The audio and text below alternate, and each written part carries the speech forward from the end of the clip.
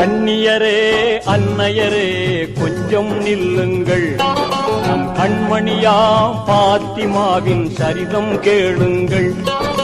கண்ணியரே அன்னையரே கொஞ்சம் நில்லுங்கள், நம் கண்மணியாம் பாத்திமாவின் சரிதம் கேளுங்கள்.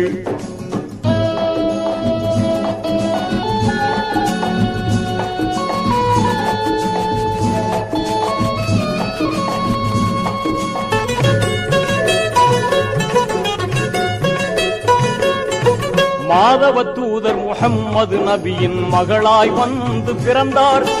போதில்லாத முழுமதியெனவே குலக்கொடியாக வளர்ந்தார். தந்தையின் சொல்லை சிந்தையுள் ஏந்தி சங்கை வளர் மங்கையானாரே.